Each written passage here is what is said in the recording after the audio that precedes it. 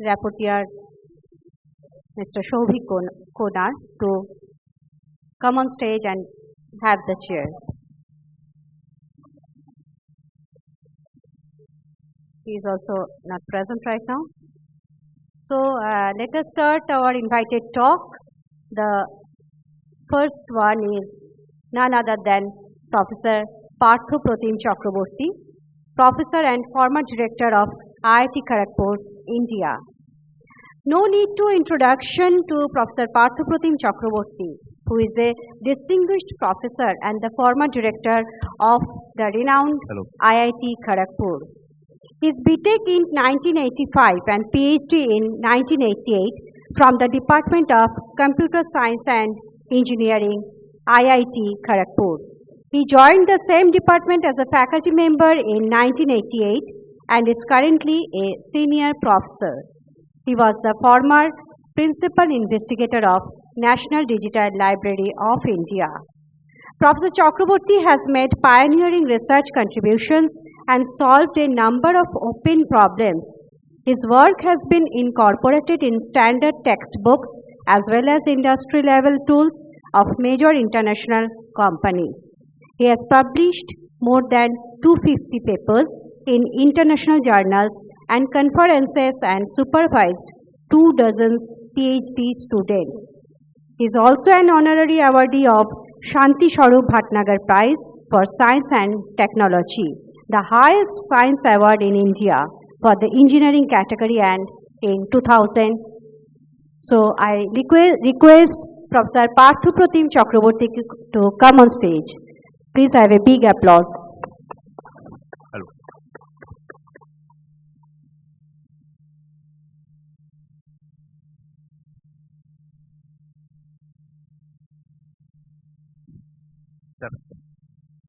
Sir, we are having 1 hour at our hand, so I request you to complete your lecture within 15 minutes, sir.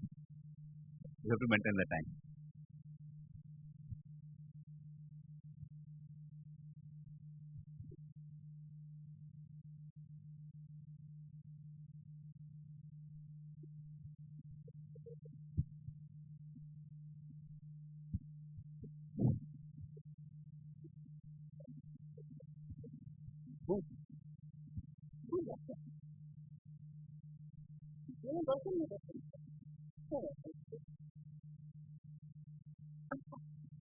Let us facilitate our Honorable Sir Professor Partho Pratim Chakraborty with a flower bouquet, memento and uttoriyo as a token of respect.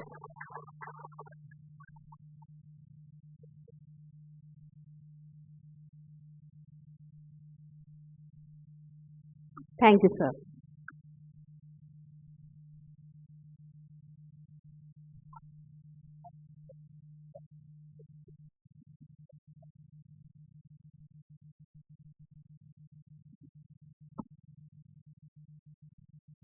Good morning, everybody, and welcome to IIT Kharagpur.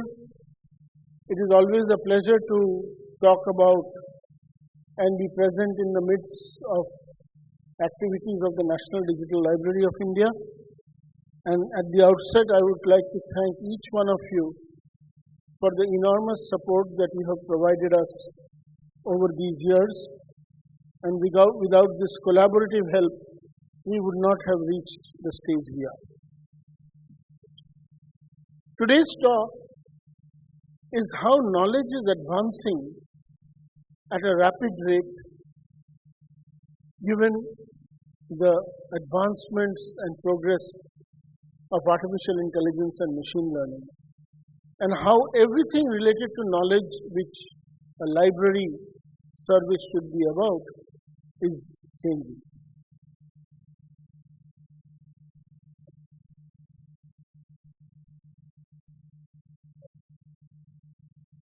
So if you look at knowledge, the way knowledge has evolved, knowledge initially evolves through experiments and observations. Whether it is the discovery of fire, whether it is the discovery of thunderstorms, lightning, or any other things that happen, From observations comes discovery of knowledge. Whether it is the discovery of fire or the discovery of the latest electron structure or anything else, everything comes from observations. And it is from observations that we get no knowledge to new knowledge. And once you observe nature and once you observe any phenomena, then the next step is all about building theory around it. Whether it is relativity, whether it is quantum mechanics, or whether it is a mathematical equation or anything else, it's all about developing the theory. And from theory, we go to engineering and applications, and finally applications at economic scale. And the biggest application at economic scale to all of us is this. And if you have any idea of what this mobile phone, please don't change it. Just leave it. I'm not so good looking. Slides are better looking than me. So, the total wire, if you take the wiring of the components inside a chip here, you will notice that a standard Intel chip today has got more than 10 billion components and 1 trillion connections. And if you take that wire and connect it and just make a straight line, it will go to the moon and come back. So this is what knowledge is. And in order to develop knowledge, there has been incremental improvements all the time. Commodities, like many of us, to us a fountain pen was a prized item when we were young, and today it is a commodity item. Every day somebody is making some innovation. And while making this innovation, people started developing knowledge and dividing knowledge. And as you started dividing knowledge, then you made physics, chemistry, biology, engineering, economics, mathematics, physical chemistry, chemical physics, biochemical physics, physico-biochemical mathematics. And you go and everybody became so specialized that people really were experts in almost such a narrow field that we said that they knew everything about nothing. Then came computation. Computation is a general purpose methodology. This general purpose methodology made it possible for anybody to model any other knowledge system. And therefore, computation became a spouse of every discipline. Computational physics, computational chemistry, computational biology, computational sociology, digital humanities, and so on and so forth. It is like the spouse. There is the discipline and there is the computational part of the discipline. And then computation changed every discipline's name, and finally from computation came artificial intelligence. Artificial intelligence has started overpowering the discipline. Computation talks about physics in computation terms.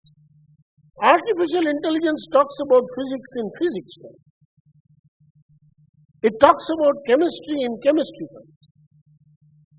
Therefore, it is important for us to see what artificial intelligence has been doing till now. It is able to integrate diverse knowledge from diverse disciplines and find connections. It is able to solve problems for which there is no apparent functional form. It is able to model very, very complex criteria. And it is able to, and you are aware, all of us are using it. You give any complex scenario, you ask it for its description. You ask it for its prediction. You ask that whether I should do it or not, prevention or prescription. Whether it's a doctor or a lawyer, and I will show you whether it's a researcher. Whether it's a researcher, for each of them, this new field of artificial intelligence has begun to completely change the way people even think. And the new generation is growing up in a way which is completely different from ours. And therefore, as you can see, that they are able to adapt to it much faster. They are able to solve problems much faster. And they are able to fall into the traps of it and get stuck and get into no man's land and form wrong opinions faster. All of artificial intelligence consists of three things. Artificial intelligence tries to solve any problem. It is not that I am solving a physics problem or a chemistry problem or a biology problem. Any problem. So in order to solve quote unquote any problem, I need a representation, a general scheme to represent any problem. And then for a representation of any problem, I need a general purpose solver to solve that problem. That means given any problem which is described to me, I will be able to represent that problem, irrespective of the domain or connection or whatever. And sometimes the problem is not represented by sentences, but the problem is represented just by data. I give you so much of data and say, look what will happen. This is the rainfall of the country. Now tell me what will happen. Other than learning and representation and solving, the new paradigm that AI has added is learning. It means that it is able to solve a problem better in the second attempt, in the third attempt, in the fourth attempt. So if you give up new problem, it becomes better and better and better. Now among these three, in order to do these three, while not going to the details, there are currently three paradigms. One is the algorithmic paradigm or the step-by-step paradigm. The second is the statistical paradigm. And the third is the neural paradigm. Let me give you an example of the difference that we all do. The neural paradigm is inspired from how human beings solve a problem. If I give you a problem of, from here you have to go to the central library, then you know that I have to get out of this hall, then I have to go to the main road, then I have to enter the institute, then I have to walk straight, and then I have to go to this floor to go into the central library. So it's a step-by-step process. Or you go to the market to buy a few things. These are all step-by-step processes. On the other hand, if you see a picture of our Honorable Prime Minister, you look at the picture and think, oh, this is our Honorable Prime Minister, Sri Narendra Modi. It takes you less than a fraction of a second to recognize. But if you ask somebody, if somebody asks you, tell me why it is Narendra Modi ji, you will not be able to explain. 100 sentences also you will not be able to explain. You will say he looks like him. But if you try to say the eyes are like this, the ears are like this, you won't be able to explain. So this is the other kind of recognition which is called pattern recognition. So using these paradigms, one more paradigm is coming in order to transform everything, which is the quantum paradigm. So quantum-based representation, solving and learning. And once that becomes a practical reality, I assure you everything will change. Everything from our social structure to our financial structure, everything will completely change. So AI consists of many disciplines, but I won't go into all that. At the heart of AI, which we do today, is understanding of natural language. Natural language, as we all know, is different from a programming language or any other language. Natural language is ambiguous, context sensitive, and can mean many things to many people. And AI tries to tackle this. For example, I am speaking to you in natural language. Have you ever thought that Is everybody understanding it in exactly the same way? No. Because everybody is understanding it in a way in which their own context are. Their own understanding of this language is. If I spoke to you in your mother tongue, then you would have understood it probably better, provided I spoke more accurately. So language understanding is another holy grail of AI. The other thing of AI which has transformed all of modern AI is the use of this component called a neural network. And this neural network is a very simple individual component inspired from the human brain, neuron, and its various architectures are able to reproduce everything from a very interesting memory that all of us use is called associative memory. If I give you half the picture, you know what is the rest of the picture. If I draw a half circle like this with two round things, you say, "Ye to Gandhi ji bana rahe." So, from associative memory to solving any function to retaining the past, logic, everything else is inspired from neural network. And deep learning is that aspect of neural networks that enables a system to learn from data itself.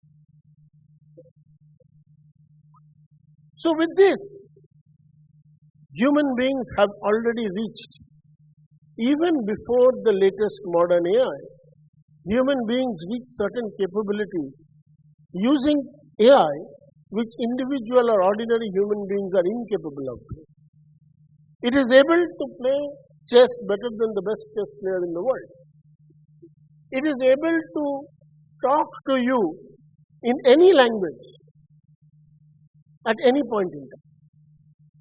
If you see the latest tools that are coming out, they are talking to you, laughing with you. If you change your language, they change their language and things like that. It knows more languages than all of us put together. Today, when an aircraft flies, then everything of that aircraft, a digital twin of that aircraft, is available on ground. And if there is any malfunction, then it is detected here, connected there, and they try to repair it on the fly. If it does not get repaired on the fly, diagnostics gets carried out. And very often, when the plane lands, the necessary replacement is ready. Whether the Mars rover or robotic surgery, all of this are powered by this mechanism that I tried to explain to you. But that was not enough. Today's modern AI has got this very funny name called large language model. The objective of this large language model was to be able to encapsulate all knowledge in the world in such a manner that anybody who requires it in their flavor will get it that way. This is the objective of a library. The library is a knowledge source. So this is the objective of how to make a large language model.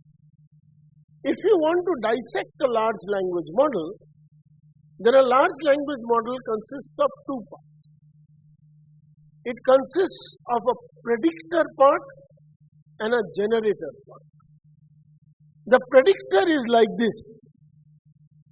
It takes a picture, let us say, and creates this orange part, which is the representation that I talked to you about, and then tries to predict what is the age of this person, what is the posture of this person, what is the gender of this person, etc. And this is done by training, which means that given an input, a detailed description of an input, it will learn a representation of everything and then start predicting it for a new input. The reverse is the other side. It takes a learned representation and you say, make me a poem which talks about the National Digital Library. And it will take the representation and create an output which was like the input of this type. Like you are doing today, make me a photograph. You put a photograph and say, put two mustaches, make me look older, etc. So this part, which takes a representation and produces it, is called a generative model. So the first part is a predictive, second part is generative. And this, which is also called an encoding and decoding architecture, where you encode into a representation and you decode into an output, is the basic structure of modern AI and LLM. So which means that you can take a song of Rabindranath and produce an equivalent song in Spanish, maybe in the tune sung by Elvis Presley. This is how. Now, next step. The next step was, in order to create this model, they took all available knowledge in the world, books, documents, speeches, video, audio, everything that was available in the world, and made this model. And that is when it became what is called a foundation. Now, given a foundation model, I can query it for anything. How will I query it? In order to query it, I needed to do, suppose I want to ask, okay, I really want to know about diseases in tomato plants. So I have to give data of tomato plants and take this model and do what is called fine tuning. But the next advancement was the following. It said that you don't require data of tomato plants because I have that data. You only have to tell me about it. Which means that all data is now in the form of a linguistic input. And that linguistic input, which is converted to that representation that I talked about, is therefore your user input, and all of us call it a prompt. So what have we gained? We have understood that this detailed architecture, which consists of a representation, solver and a learner, has now been made palatable to all of us in terms of giving us an input that we can use in natural language, add a picture, add a query, add a sound, and then ask something. All of it is converted to that representation. And they have encapsulated all the knowledge in the world to produce this. But this was a machine. It was still not a human being. Therefore, it did not understand ethics, moral, or anything else in the world. Therefore, it was spewing out, inhuman sentences. It was spewing out illegal documents, pictures, etc. So they went through this whole process of trying to train it with human feedback. And that is how it is sanitized today. It is sanitized with human feedback. And with this human feedback, this whole huge mega item which has got few trillions of parameters, which is similar to the size of the number of connections that you have in your brain, it is still 1/10 of the number of connections that a single human being has. But that has provided it the power that we have today. So now let us see, in terms of knowledge discovery, what has this produced? And how does this transform knowledge acquisition, learning, library services, and everything that we are going to look for in the future? Because otherwise, anyway, we are going to lose our jobs. We can give lectures on AI. That is the only thing I will have to do next.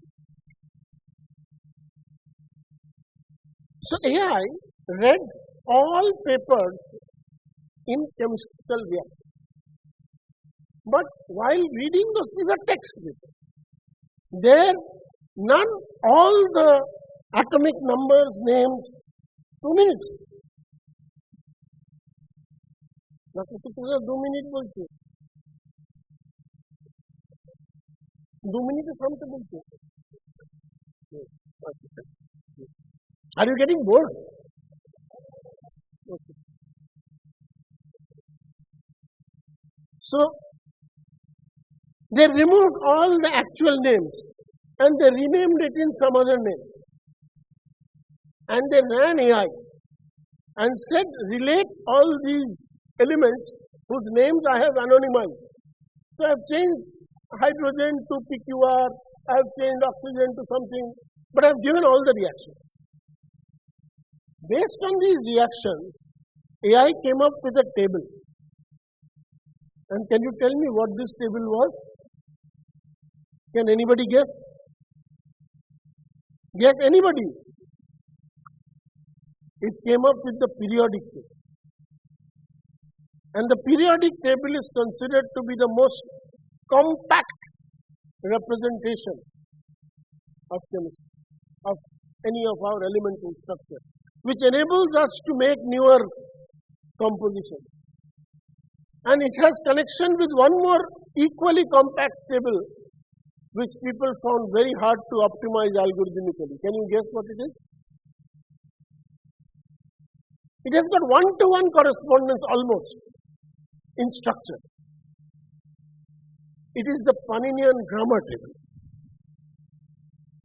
So you can imagine AI discovered something which is considered one of the biggest achievements of humankind. It was able to do prediction of organic synthesis 50 times faster. It is able to predict material structure much faster than any other human being. It is able to predict parameters of fluid mechanics and aircraft movement.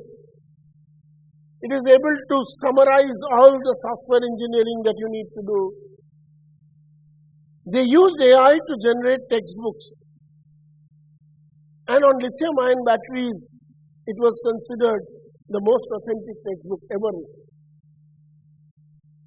They read papers on thermoelectric materials up to 2009 and asked AI to predict the next thermoelectric material.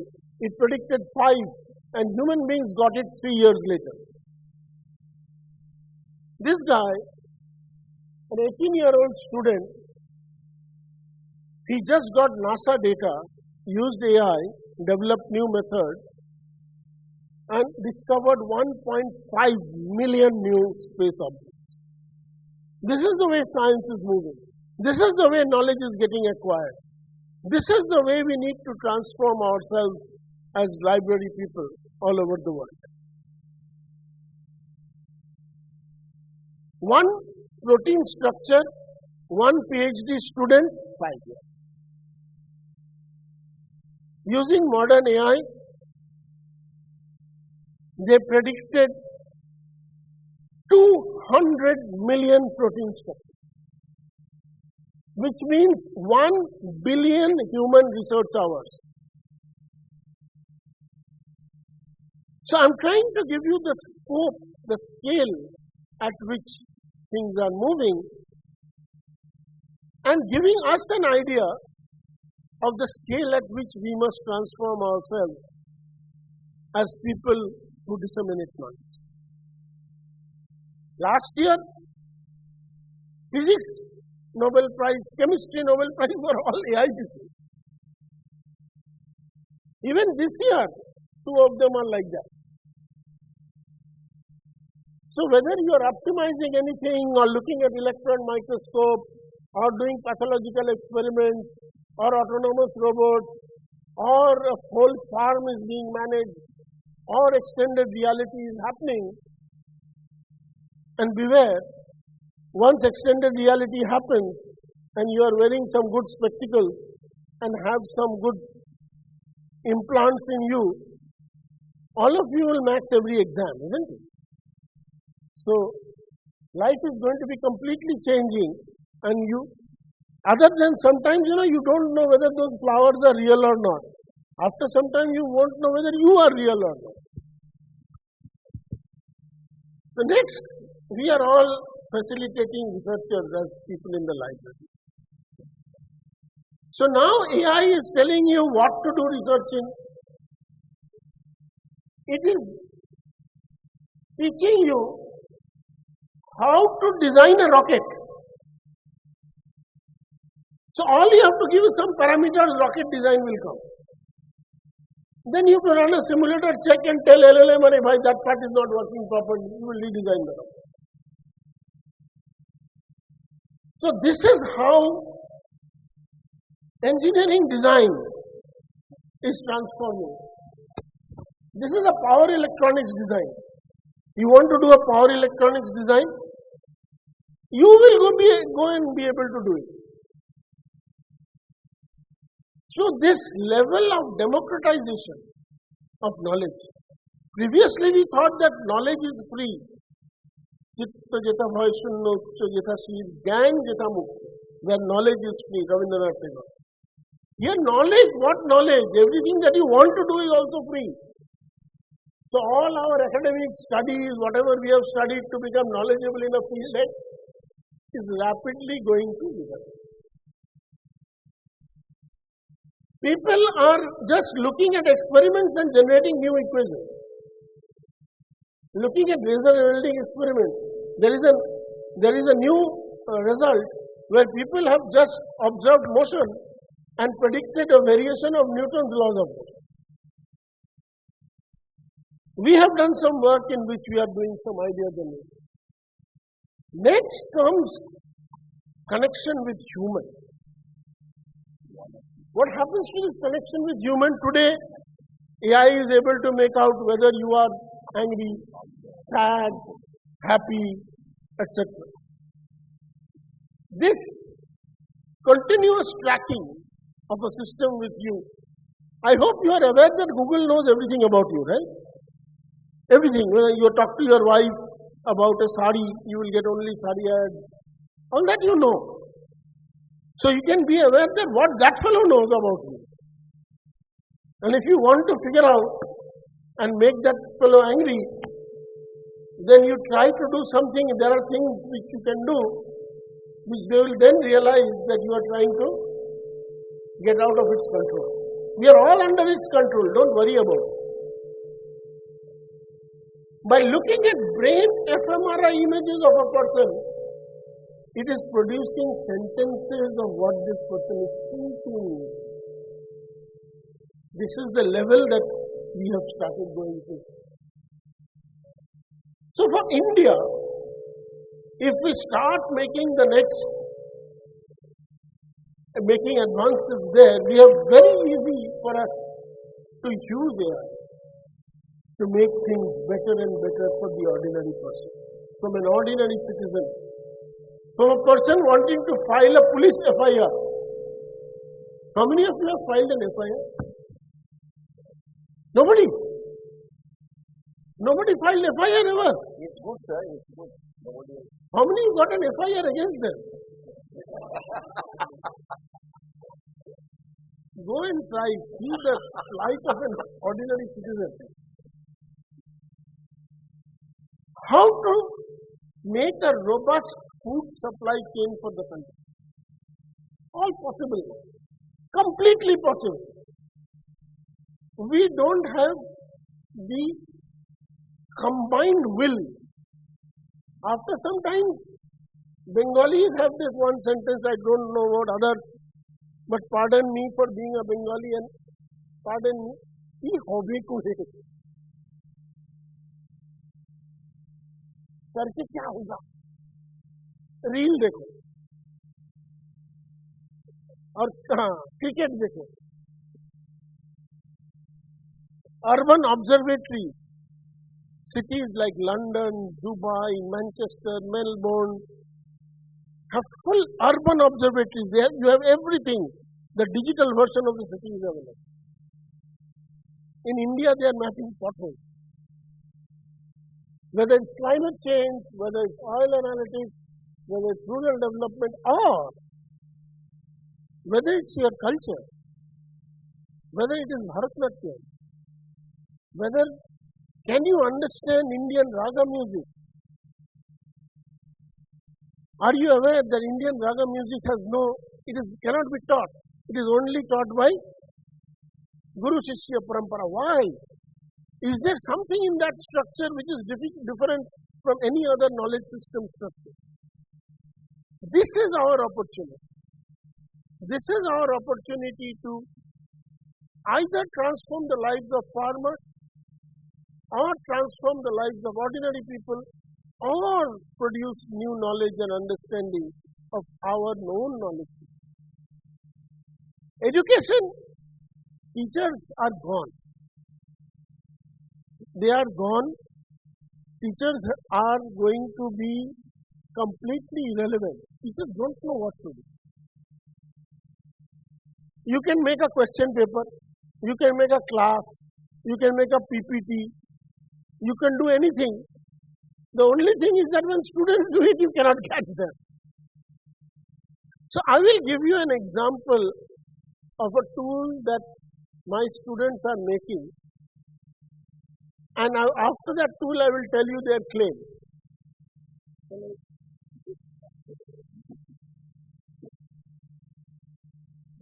That means interaction.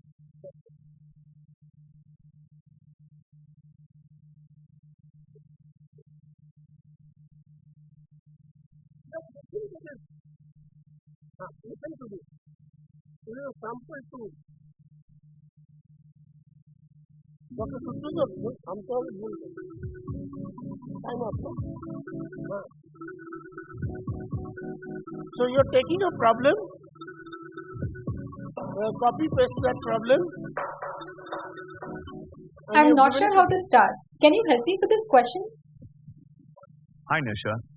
I see you are trying to solve a problem about Newton's laws of motion. Drawing a free body diagram would be a great way to start. Okay, I'll give it a try. So this is a student interacting with AI to solve the problem. Can you check if this is correct? Looks good, except for one thing. The acceleration for the 2 kilogram block will be 2a. Can you think why? I don't know why the two blocks will have different This is a live acceleration. session. No problem. Let me help you understand. Let's consider a movable pulley system. One end of the rope is fixed, and the other You end can is imagine. So now the claim is that this AI is going to score better than JEE Advanced Rank 1.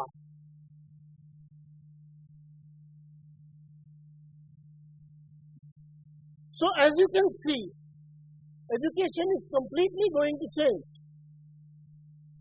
and teachers have no idea what to do.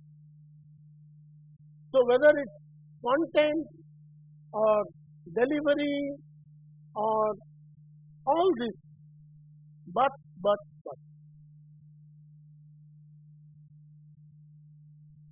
If we think it is beyond AI, Bach, Beethoven, everything has been replicated now. Everything is known about you. But if you look at this picture, all of us see it as pyramid. But it is not.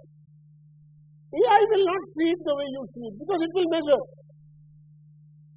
And it will see everything in a space. Therefore, if we have illusions, AI also has illusions. And I can take a picture of a green light, a red light, change 10 pixels, and AI will look at it and decipher it to be a green light. So accidents will happen. You will think that insulin is to be given. It will say insulin is not to be given.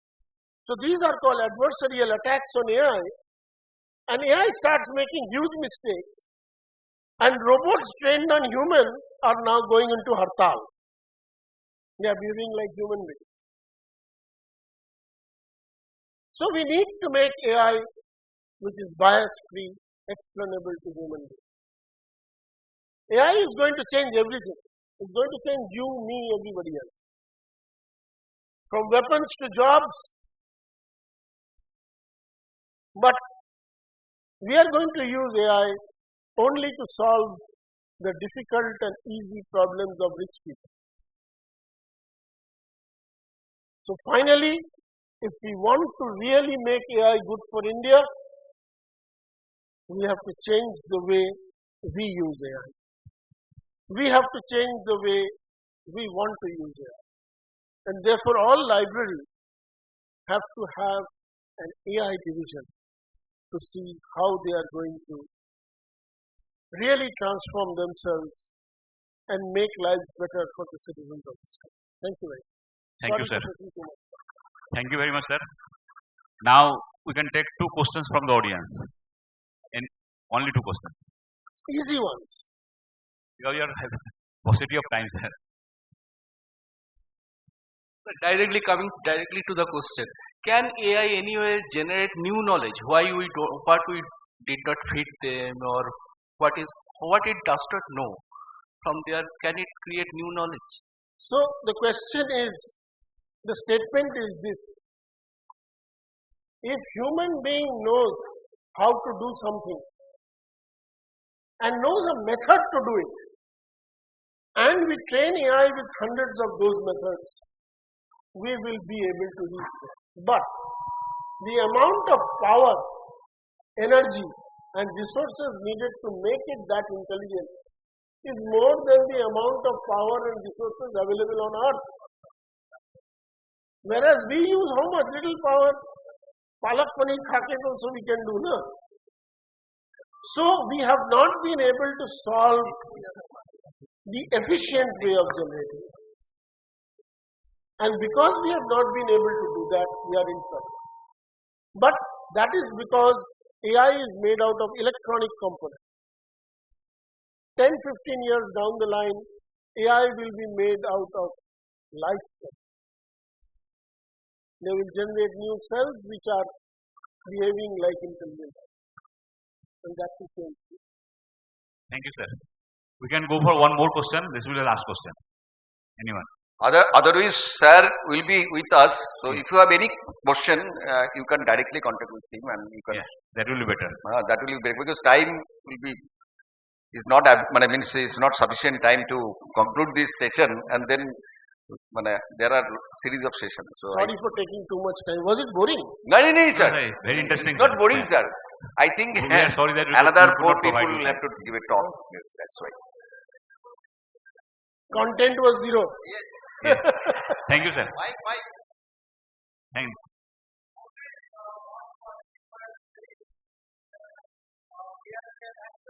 What a person is thinking, right? Just a small question. Can AI say what I am going to dream tonight? AI can say what a person is thinking to people like you and me. It cannot tell you what your wife is thinking.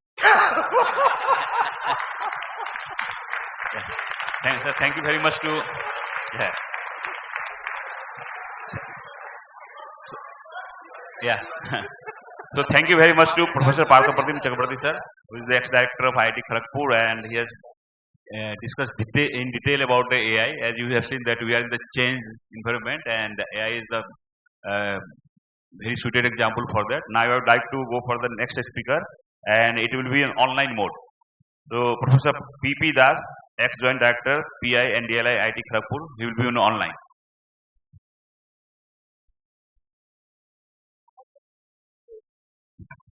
Am I audible?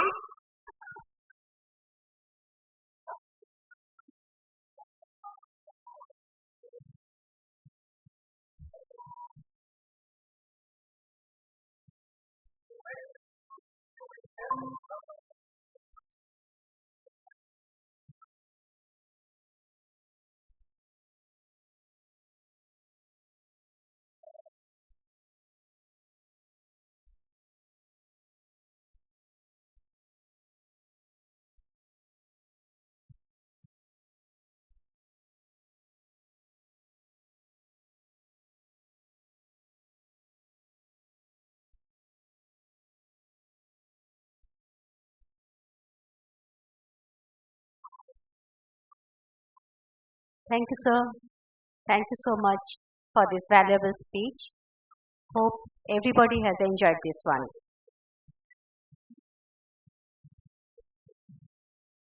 Now, the session for Dr.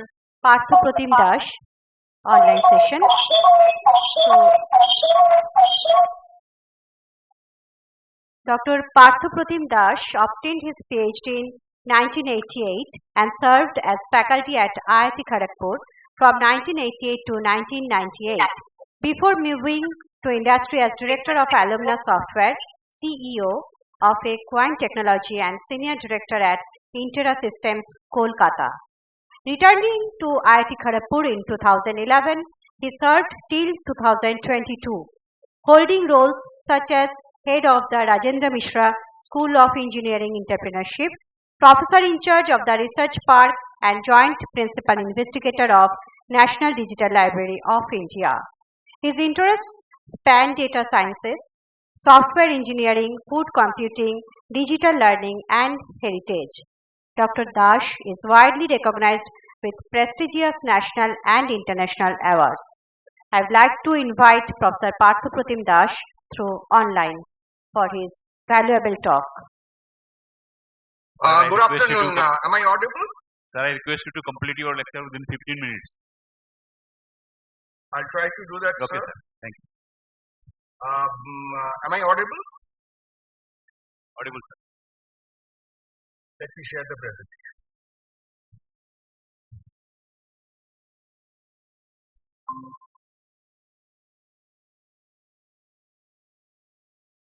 I hope the presentation is visible.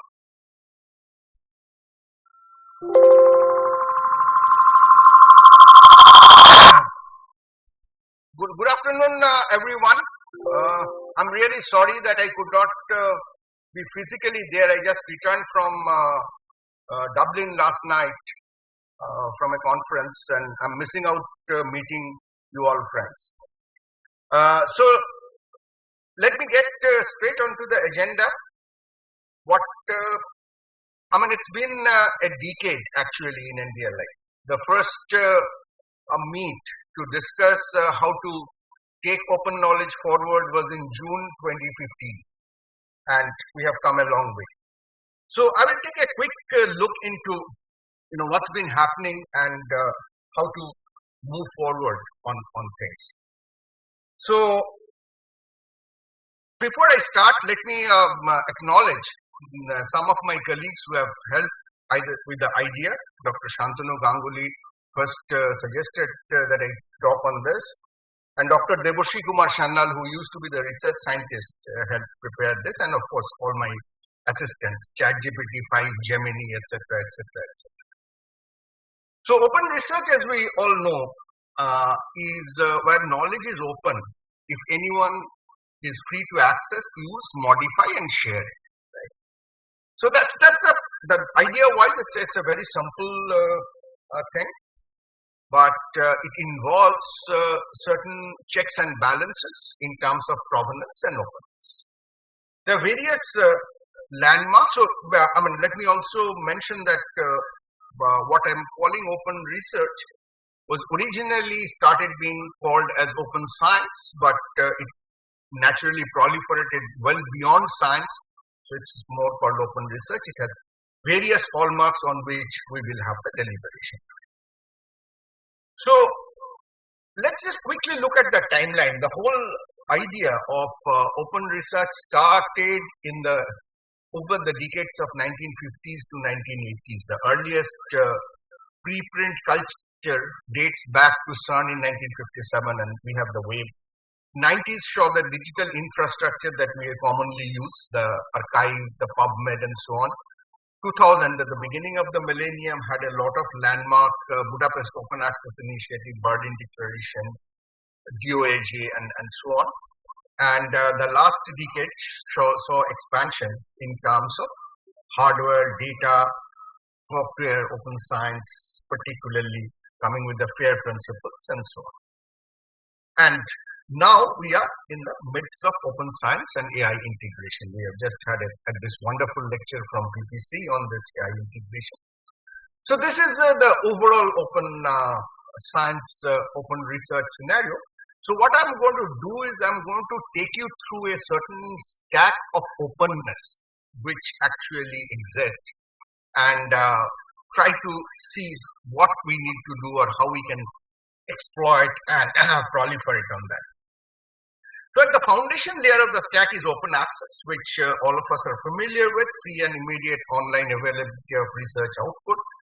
And it has different kinds of flavors, which I do not need to talk to this community about, gold, open access and so on. But it has challenges of high APC, predatory journals, policy gaps, limited awareness, infrastructure and so on. But in the total open research scenario, it relates to multiple other handles of openness.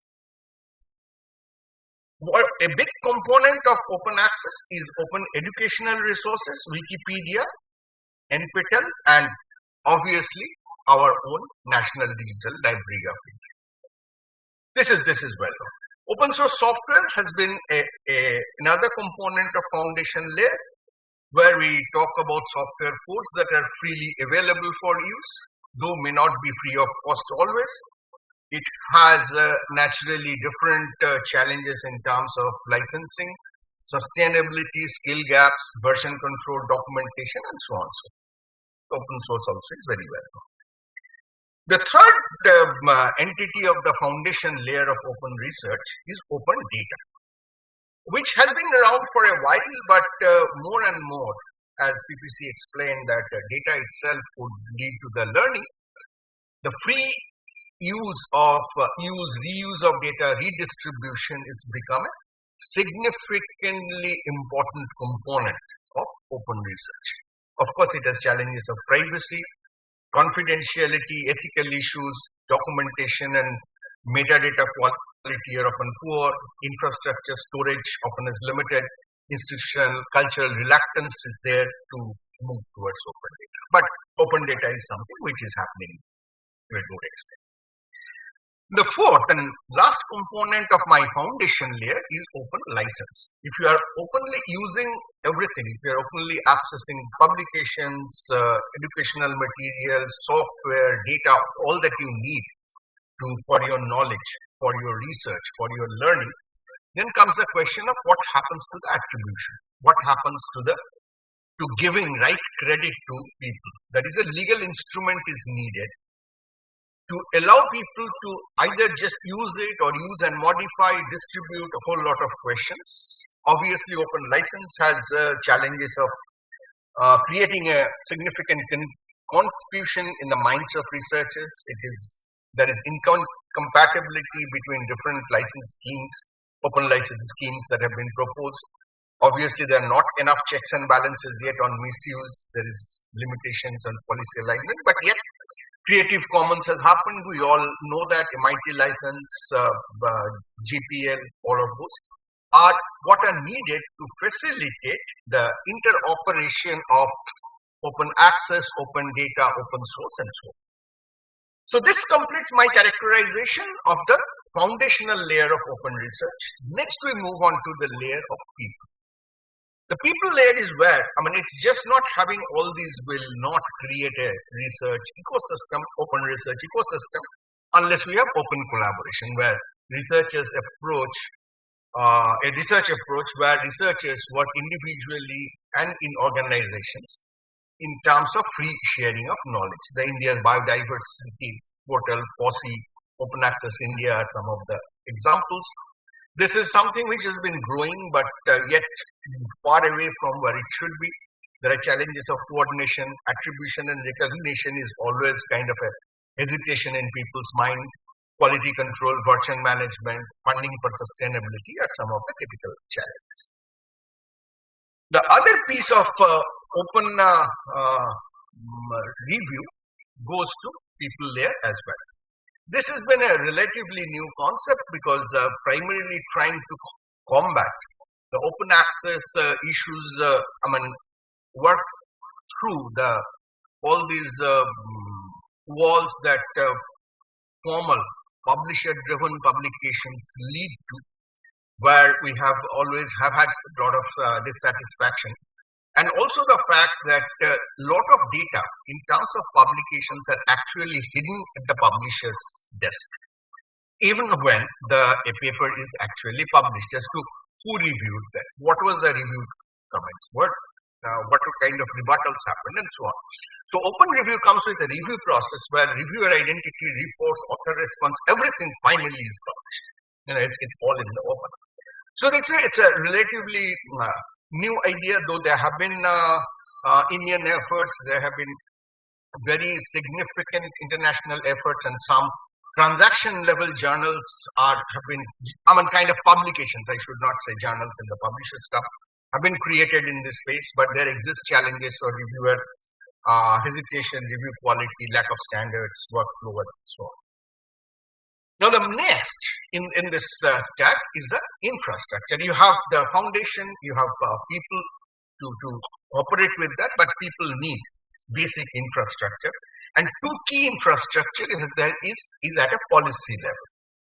So one is which will implement policies through transparent, participatory, and evidence-based processes. This is a big challenge because this has to often happen at an institutional, if not national level, international level. So there have been a lot of progress being made, particularly in terms of the last 5 to 10 years in India as well as internationally, but it is challenged by bureaucratic inertia, limited data sharing, unable digital capacity, policy continuity issues, and so on and so forth. But unless we have right set of policies, we cannot have open research proliferate in the way it should.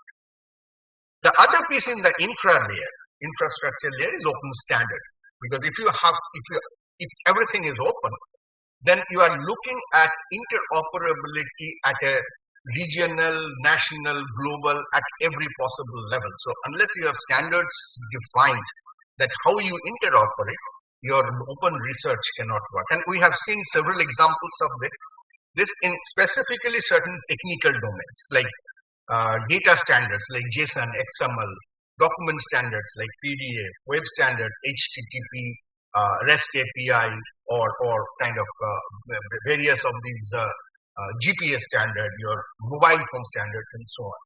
But there needs to be a lot more of this to embrace open research rightly. The standardization is slow and complex process. There are a lot of fragmentation, there's limited awareness, and so on. Instead of that, we'll have to move. So given these three layers, now these surround the core of open research, which is movement to make scientific knowledge, data, method, tools freely accessible, usable. There is cultural resistance to that, ethical, privacy, intellectual property issues, unequal access, QA, and so on. But India, along with the entire world, is moving fast on this. We have had Shodh Ganga, we have OGD, India, FOSI, and so on in this, which kind of tries to integrate this entire stack together. So there have been a lot of questions about how far it has really helped. So you can see this is Open Science is a research accelerator in 2011 to 2021 when people started saying that Open Science actually says like UNESCO comes up with the Open Science recommendation and so on. In India also we have been doing we have been doing something, I should not say that is enough in terms of open access, in terms of open source software, in terms of open data and infrastructure, in terms of open collaboration and citizen science, in terms of policy and governance, and in terms of different domain programs. I do not have time to go into discussing these in piecemeal. Many of you would know many components of this also. I want to get back to the final part of the stack, the top of the stack, which is the cerebral layer. And we just hard PPC in terms of the visionary approach of what can happen. The question is that AI openly available to all? Is basically why AI is a great problem solver, do we have democratic access to AI? So open AI is open, reproducible, responsible here. It has to be open. Anybody should be able to recreate the same solution given the same conditions, and it must be responsible in the way PPC also mentioned is ethical, transparent, explainable use. So there are challenges of privacy, security, bias, lack of incentives, misuse, inequalities, and so on. Now, let us ask a very specific question. We all use ChatGPT, which comes from OpenAI. Now, how open is OpenAI? So you will see that in black, OpenAI I have written without a space, and in green, OpenAI has a space. So OpenAI is the company, and the green OpenAI is what we want in terms of the research. So let's see how open is OpenAI. So I did an experiment. And I first did a study of the last 10 years, the formative years of OpenAI. And as you can see, the openness level column, the green is high openness, medium openness is blue, and low openness is red. So as you can see on this graph, that OpenAI actually, which has made us conscious about this whole open approach in AI, making it available democratically as if in terms of ChatGPT, actually over time is getting more and more closed. In 2023, actually it became extremely closed, right? So the democratization or the access of AI is getting more and more limited. So I did an experiment to study comparatively as to how does OpenAI models, how open are OpenAI, different AI models are. So on these different rows, you see different commonly available AI models, and in the openness column, I did this as if through a peer evaluation. So I asked OpenAI to evaluate them, I asked Gemini to evaluate them, I asked DeepSeek to evaluate them, and the results are in front of you. You can see that Chinchilla and Claude are unanimously agreed to be significantly close, whereas DeepSeek or Mistral are almost completely open. And there is certain sense of this openness again, which I'm going to just comment on towards the end. And you can see OpenAI, our beloved ChatGPT, sits somewhere in the middle where it gives itself a medium openness. DeepSeek is a fair. Gemini says its openness is really challenging. So open generative AI models are the ethical way forward. So that is what we need for open research. So if we just focus on that open AI space, open, reproducible, and responsible AI, you will see a spectrum of stack, again, another stack in the cerebral layer, which is kind of has aspects of technical openness and has aspects of scientific openness. So I cannot explain all of these in depth. Technical openness means, again, it's like a foundational layer at the top. That data has to be open. And this data is all the data that it learned from, all the data that it has used, and so on. The code has to be open. This is not just open source software.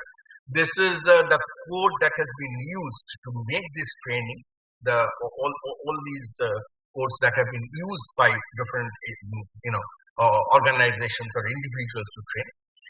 The trained model, we did not discuss how the trained model works. PPC talked about the neural model. Neural model basically is a bunch of weights. It's billions, trillions of weights. So are the weights being made available to you? Are these open, or you are just given an orifice like ChatGPT through which you can talk to it? Then comes the question of, is the model open altogether? That's not only the weights, but the training code, the evaluation results, and everything, so that you can reproduce the whole thing. So this is the openness that is required in terms of at the top of technical openness.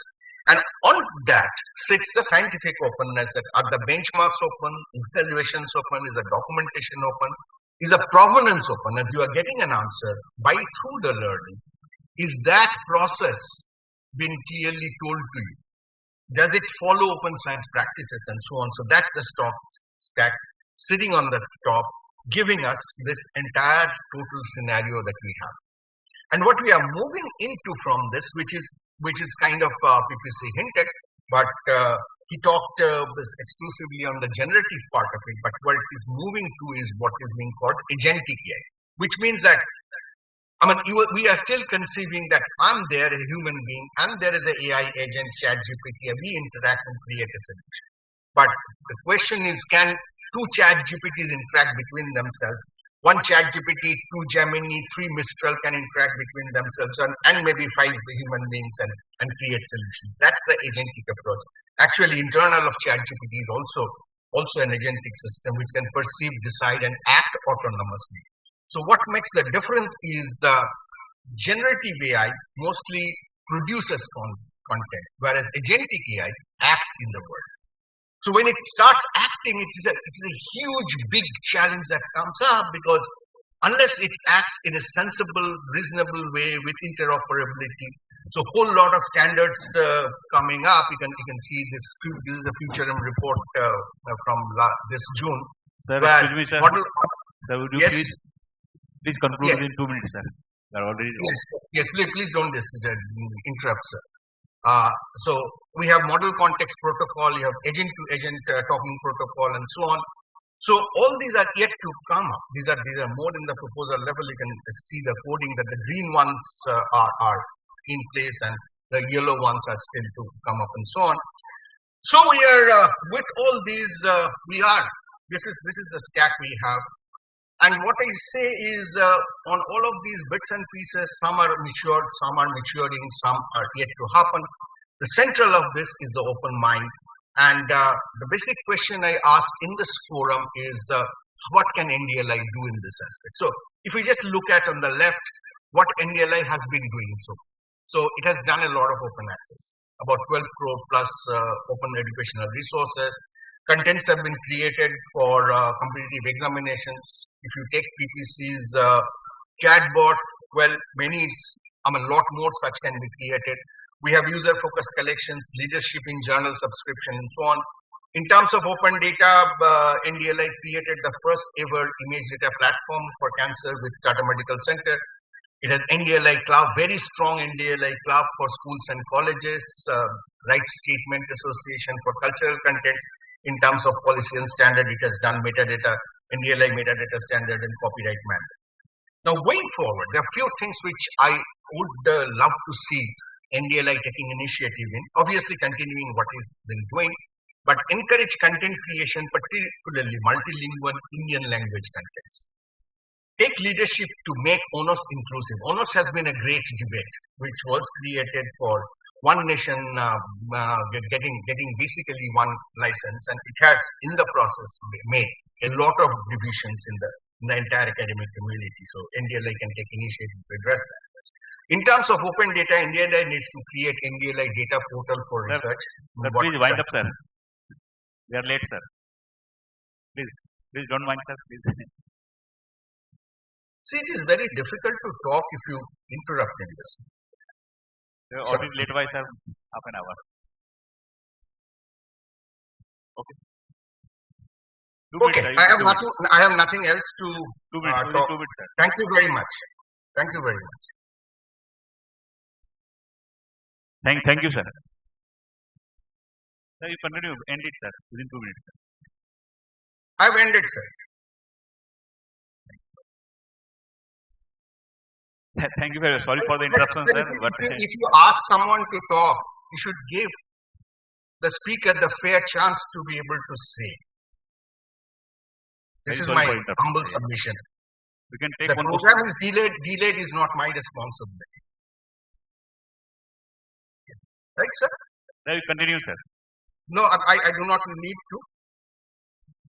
Sir, we can take question, any question, sir. Not even allow me to conclude. You can continue. You continue, sir. Continue 5 minutes, sir. Yeah. Please, sir, continue within 5 minutes, sir. Yeah.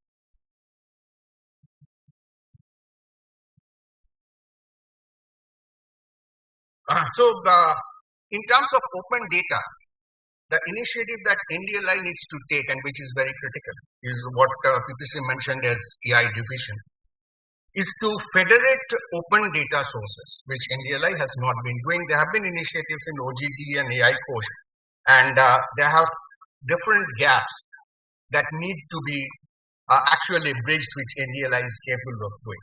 And it must encourage creation and sharing of India-centric data sets. India-centric data sets are very, very weak. So that's an area for NDLI to help in open research to that. It can contribute to open collaboration besides NDLI Club by creating NDLI community for research, which is what NDLI has not done yet. It's been primarily for school, college, university education, but not for research.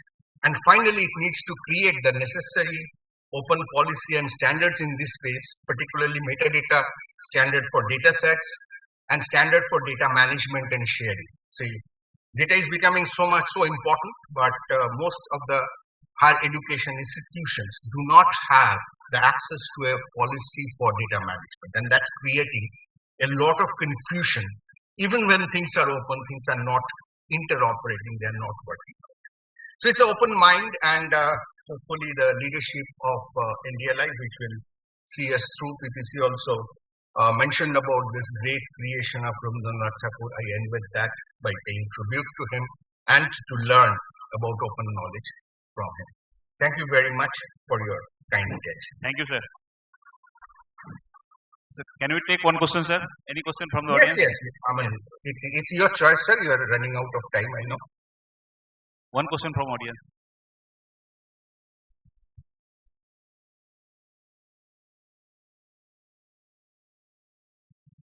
Hello. Sir, India-centric data, how can we make it open? Because the mindset we have, it's even today, we don't want to open ourselves, not even put our manuscript in the repositories. So how can we, do that? India-centric data to be available in the open data repository kind of thing. I can give you a quick answer. I can discuss offline if you are really interested. The whole approach from the government now is in creating and opening up data. So if you look at every of the ministries' portals, the mission portals, say the Jal Jeevan Mission portal, or say PM Kusum portal, and so on. Every portal is providing a whole lot of data. The problem is that there is no standard, there is no accessibility. Data is there in terms of PDFs or in an interface through which you can get it and so on. If you look at, I'll say that you look at MOSPI's recent data portal, which has done a decent job of actually creating some accessible data, all using government's data. So that it's not only that there is not enough open data, there's enough open data, but they are not accessible, they are not on an open platform, they are not interoperable. So that initiative is that has been the initiative that NDLI took in terms of open educational resources, and we had the same criticism that who will open it up, but 12 crore plus people have. So same thing can happen in data, and that will be a really great contribution to open research. Thank you very much. Okay, thank you. Thank you, sir, for your nice presentation. And Sir, thank you. We'll miss you physically, presence with us. I'm missing you all. Yeah. Thank you so much for having me over, at least electronically. But I wish all the very best. And extremely sorry that we could not give you the sufficient time because our inaugurations little bit delayed. Not a problem. Dr. Yeah. Shukla. So thank you. We would have been very much happy if you were with us physically present in this conference. Of course, it would have been my pleasure. Anyway, I'm seeing so many friends sitting in the audience. Yeah, you have just, I think yesterday you have landed, no? Yes, sir. Yeah. So thank you very much. Your this memento and all this appreciation token that when you will come, I will present to you. So virtually I have given to you. So thank you, sir. Thank you very much. Give a big hand to Professor P.P. Das, please. For the reaction. From online to offline, let us come back to offline mode. And now I request. Thank you, sir. Thank you. Now I request Dr. Shantanu Ganguly, Director Library, Ashoka University, please come over dice. And I request you, sir, to maintain and complete within 10 to 15 minutes, sir. Maximum 15 minutes.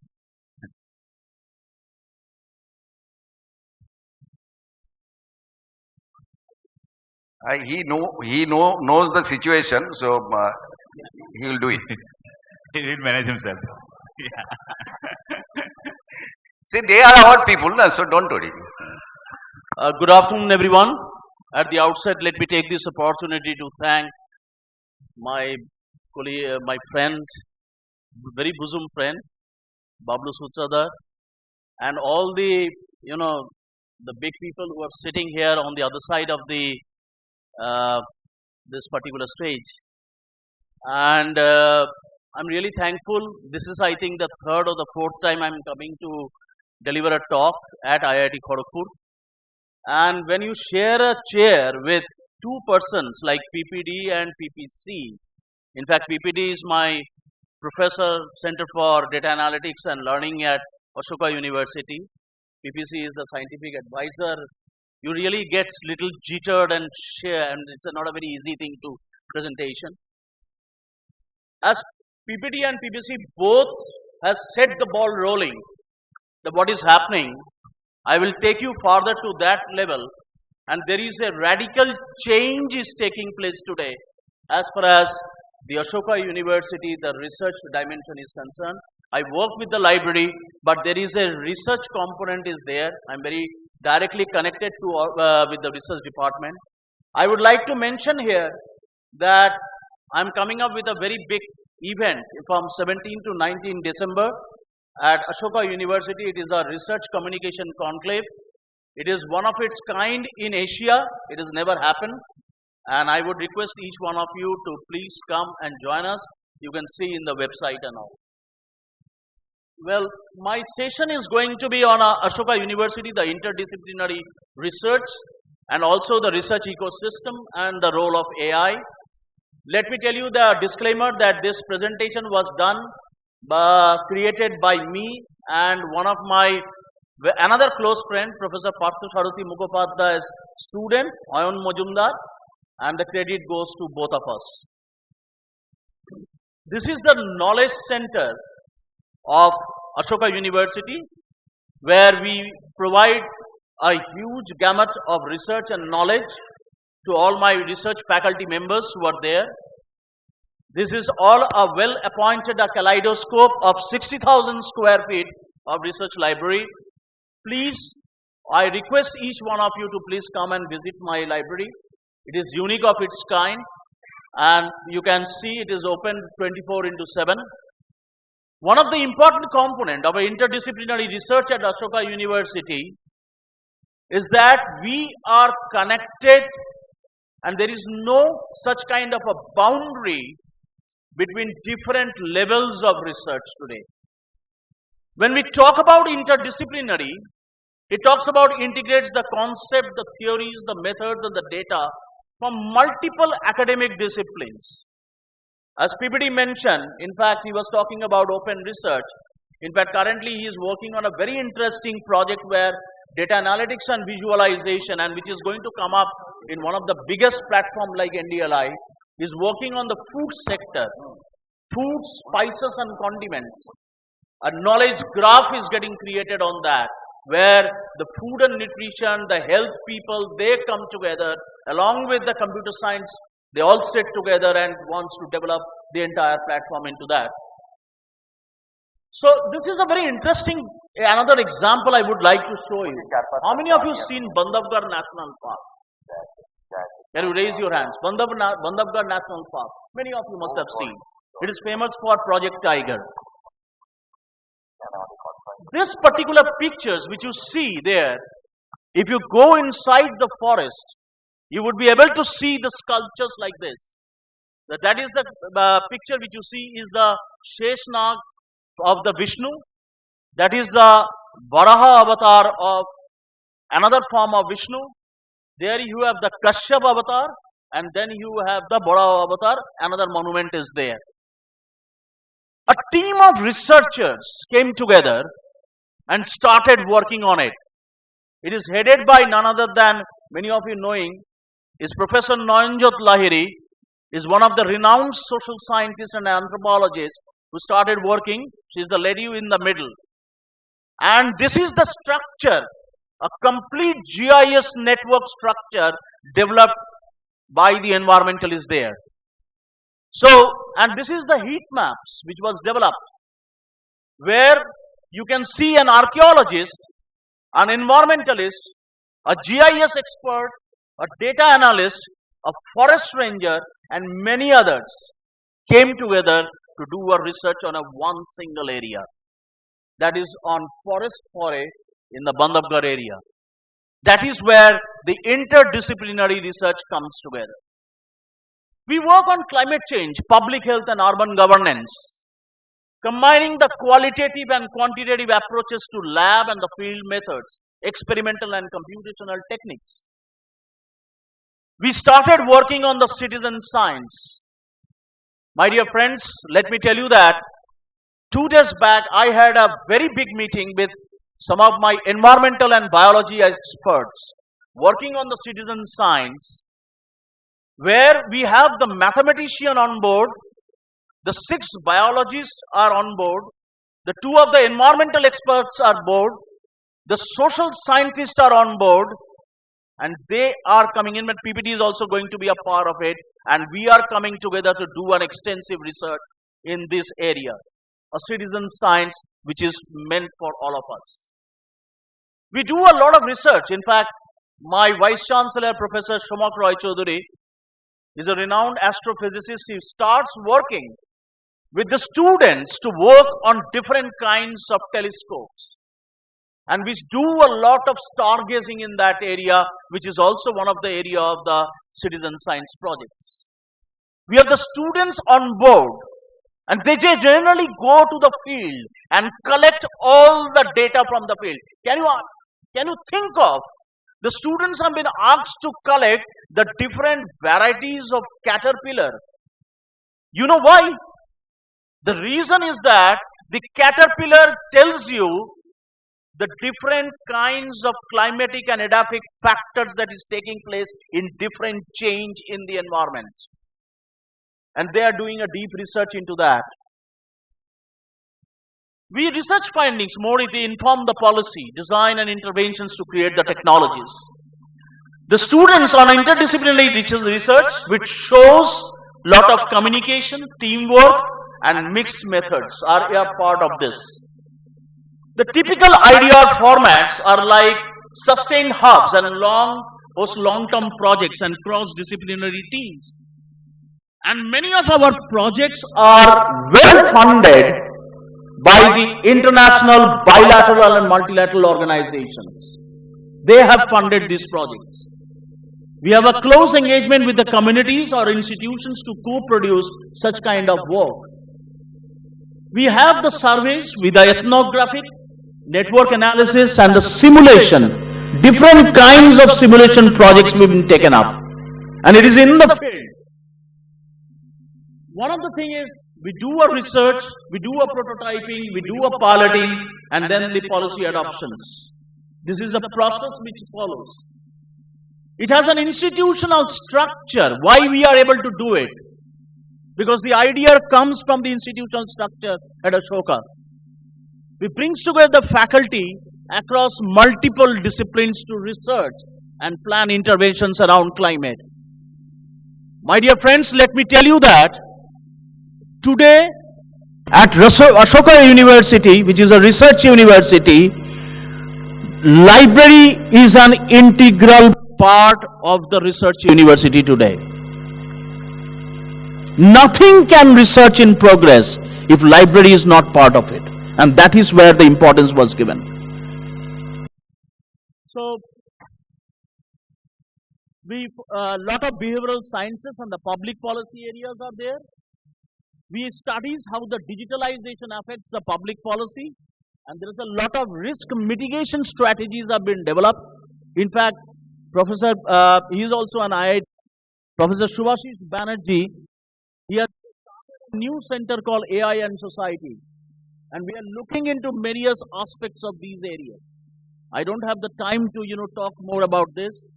We are a lot of research is taking place. In fact, we have set up an AI and ML area in that where we are a lot of collaboration and computational work is taking place. There is a very interesting center. It is developed and funded and philanthropic by Toyota. We have developed a Toyota Center for Digital Health. In fact, PPT himself is also involved in it. We work very closely on the crucial social science areas. We are working on several diseases and vaccines in these areas, several microbes. Yeah, I know. I've seen your induction, so I have to quickly, because he started giving me an instruction from there. I'm not PPD or PPC, so that I can get another 5 minutes more. So, I'll just quickly tell you that there is a research projects And we do a lot of research projects where lot of projects every time is being, provided, and people work on it, and we are using a different kinds of AI models to look into those areas. Now, see, in a research project life cycle, you have these areas, these 5 verticals. You have a proposal, you have a funding, execution, publication, and impact. Each one of them, when you do your funding for a particular project, an AI is involved. And thank you very much. And AI is involved. And each and every sections where the AI is involved, such kind of work is being looked into by a separate AI model. AI's roles can be from the idea generation, problem definition, knowledge gap identification, and creative partnership. Funding allocations. There is a lot of predictive analytics model of AI is being used now for the proposal to do a quality assessment or a relevancy or the impact before the human review also. There is an entire AI tools for the funders which they are using, and I did a detailed study on this, and based on that this presentation was made. On every component which you see, there is a AI model which is very deeply involved in it. AI tools to detect the plagiarism, knowledge dissemination like automated summarization is also there. AI driven proposals like tools like Grant.io, UKRI projects and all, there is a very typical projects are there with that. Project evaluation and proposal analysis, I'll quickly look into it. These are the project AI models which are extensively used for project evaluation. Next is your, because he is making a marking from there, so I'm losing my, I don't want to. So like for data authenticity and plagiarism, there is a couple of AI models are used. AI ethics and compliance checker, we have a Hugging Face and the OpenAI evolves. For AI powered research assistants, there are couple of AI applications are available. Many of these applications are free of cost, and if you are involved, in fact this entire structure which you see here on AI tools for doing the AI research project, that entire model was developed by me on a platform called Napkin. Napkin.ai has designed this entire structure. So there are different, for literature reviews, there are several AI applications are available. Idea generation, some AI applications are there. Data collection and analysis like RapidMiner, OpenAI. I extensively use OpenRefine now with my team. Visualization, thanks to PSM. One fine morning he told me that, Shantanu, you should look into a platform called Flourish. And I could do a lot of work on the visualization today using the Flourish model. It is an absolutely a brilliant AI applications for doing any kind of data visualization today. We have a statistical analysis, some AI applications are there for reference management, for presentations and all. There are large number of them. I present, in fact this entire presentation was developed on a AI platform called AI PPT. And there are others are on for research design like Site, Consensus and Explainer. And for forecasting tools like I use Research Rabbit and Connected Papers, where also shows the visualization. So there is a lot of things are there, but I'm very okay. I'm just, this is my last slide. I'll just end before saying that, because there is really a very shortage of time, I could not explain each one of them. Thomas Friedman was a very big person, and he was delivering a talk at World Economic Forum where he said that the world is flat, a brief history of the 21st century. Never before in the history of planet have so many people on their own had the ability to find so much information about so many things, about so many other people. So we can discuss at lunchtime. No more questions from the floor because it is going to cross another time for me. So you can also get in touch with me. Thank you very much. Thank you, sir. And if any question is there during lunch time, you can discuss with Dr. Ganguly. Shantanu, please come. I'm so sorry. He is a good speaker, one of the best speaker.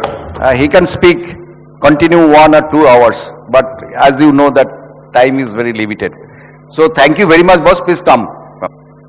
Sir. I'm so sorry. Sorry. You should understand. No, please. It's okay. Thank you. Thank you. Wonderful talk. Wonderful. Really. Yeah. Sir को दो पहले वो फूल दो पहले ये चढ़ा दो ये वाला फोटोग्राफर का है इधर इधर इसको पढ़ाओ अरे इसको पढ़ाओ क्या है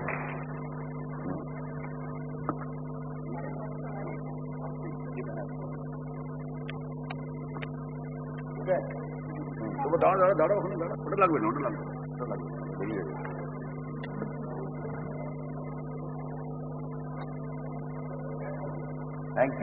Thank you. Abhi ota kothay daw. You please. The batch. Thank you. Yeah, without wasting time, I would like to call Dr. Rajesh Singh for your presentation, and time is like same 10 to 15 minutes maximum.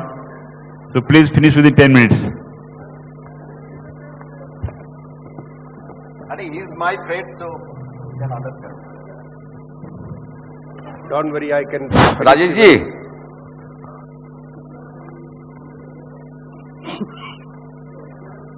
Namaste. Good afternoon. Please play the slide. The session chair, Professor Sanjay Singh, co-chair Dr. Shiv, reporter, and my friend, the organizer of this symposium.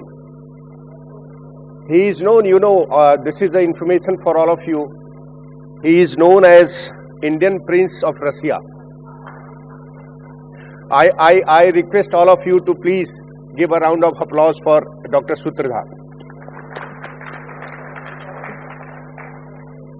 Friends,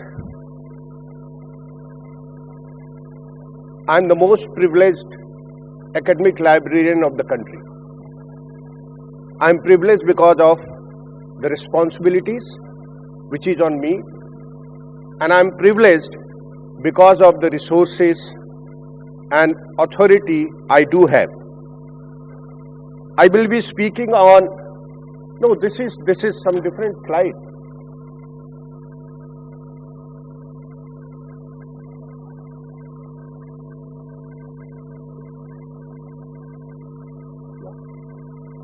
So I will be speaking on what practically we are doing at University of Delhi,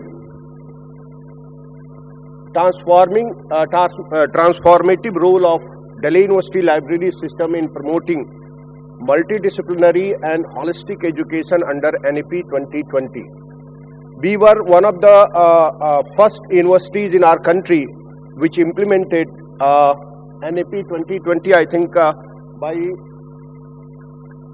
2022 we adopted NEP 2020, and in NEP 2020 marks a paradigm shift in the Indian educational system towards multidisciplinarity, digital transformation and holistic development.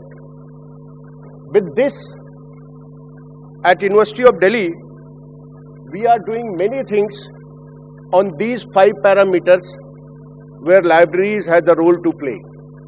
The first parameter is support multidisciplinary education, promote holistic development, bridge the digital divide, serve as lifelong learning center, and enable research and innovation. What we are? This is a glimpse of what kind of resources we have. Friends, as a university librarian, I am serving about 700,000 students. I am serving 16 faculties, 90 departments, 80 colleges with the help of 34 libraries in DU and additional 90 libraries of the colleges. In last 3 years, we have been able to focus more on digital resources, and we have created a platform called DU e-library, which is very important. This is a glimpse of what resources we have digitally, and I told you that I am the most privileged librarian. So this is the kind of information which we have. In addition to all 30 databases from ONOS, we subscribe 43 additional databases at University of Delhi. In last 3 years, we have been able to spend around 100 crore rupees for acquisition of e-books and digital archives. So now we have more than 200,000 e-books and about 45 primary sources in the form of digital archives which we are facilitating to our researchers. These resources, my library is open 24/7. These resources are equally available to all the students and faculty members in the colleges which are spread across the Delhi state. Which are the colleges which are spread across the Delhi state. We have introduced integrated membership wherein a user can take a membership in any of the 34 libraries and he can walk into any other library and he can avail the services. So this is all because of the technology. With the amount of information which I have indicated, we are serving the multidisciplinary information requirement of the students and researchers at University of Delhi. In terms of research, if I speak in terms of research, at University of Delhi, we produce the largest number of research papers every year. We are the highly cited university and we boast of having, or we have H index of 300 as an institution. We have a rich collection in print which is around 1800,000 of print books and other documents. I have already told you about the e-collection which we have. We started conducting information literacy program way back in 2006. I take the credit of introducing information literacy program in India.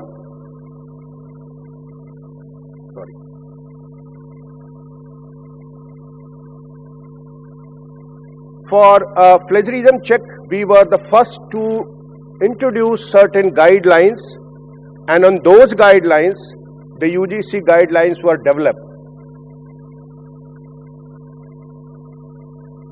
I wanted to tell you about this Sodh Sarthi. Recently, we have introduced a facility called Sodh Sarthi, Dualist Research Support Service. This platform provides every kind of information regarding how research can be supported by a library system in a university.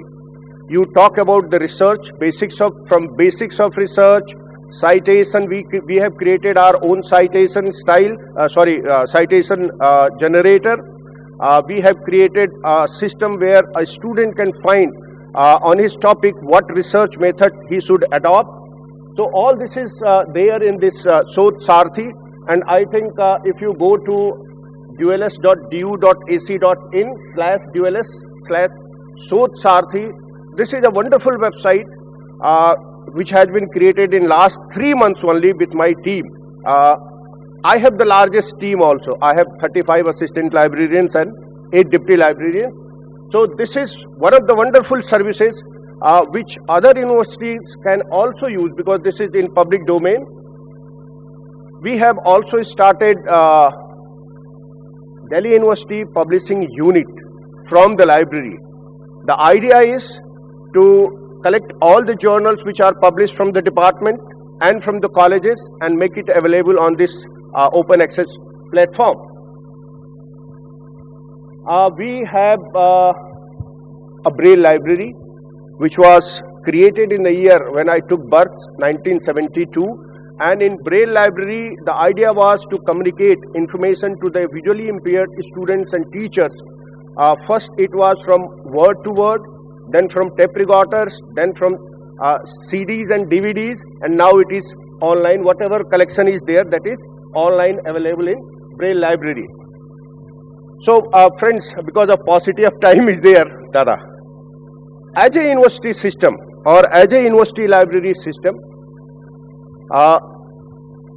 we have the largeness, we have the large collection, we have the large staff members, we have the large elite group of users. See, when I am saying that we are the largest producer of research papers every year, that means we have the large number of researchers.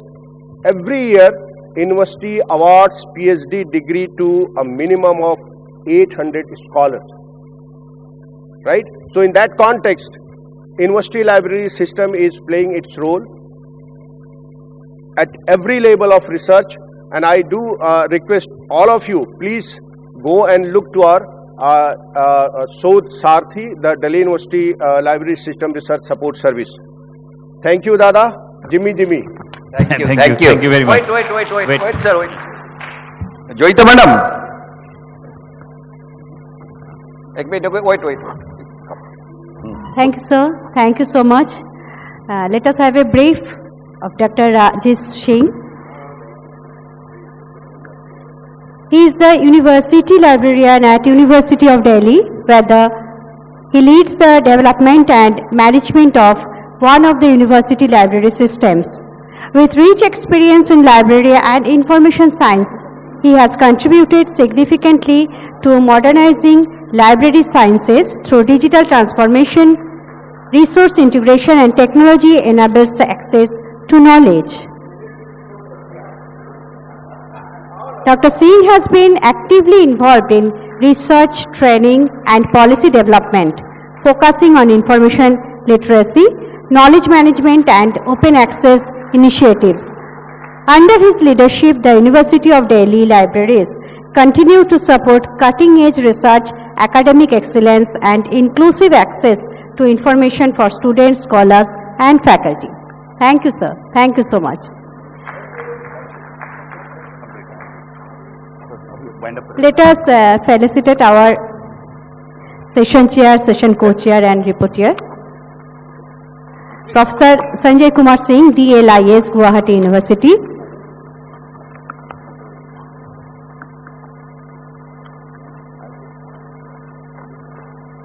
Professor Sanjay Kumar Singh, DLIS, Guwahati University.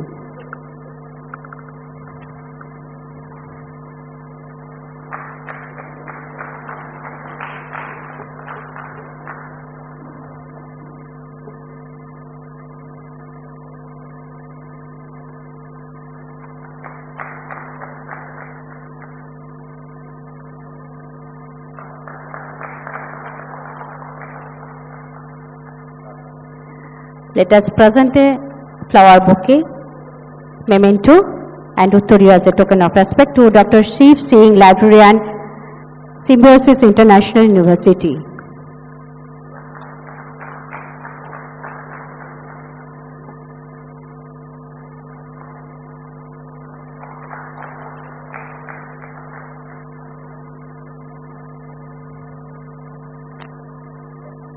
Let us present a flower bouquet to Shovik Kumar, Konar, rapporteur.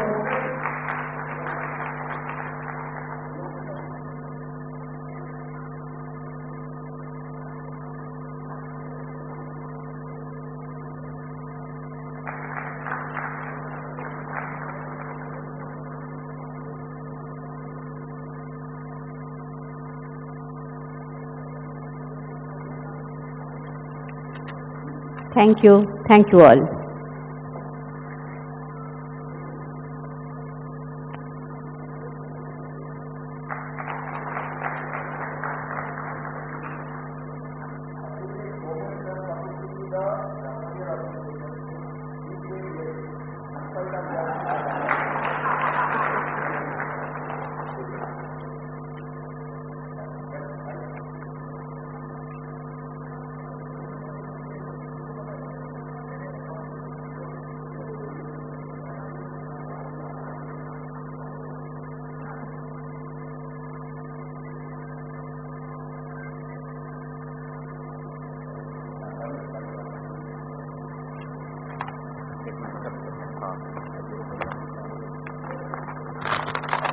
have come to the end of this first session, technical session 1, invited talk. So we have come to the end of the first technical session, invited talk, and in this session we had 4 papers. So first paper was presented by Professor Partha Pratim Chakrabarti, second by Professor Partha Pratim Das, third by Dr. Shantanu Ganguly, and fourth by Dr. Rajesh Singh. And audience have taken part. Don't move, please. 1 minute. Yeah, I'm thankful to all the organizers, and I'm thankful to my co-chair, my rapporteur, and both the rapporteurs.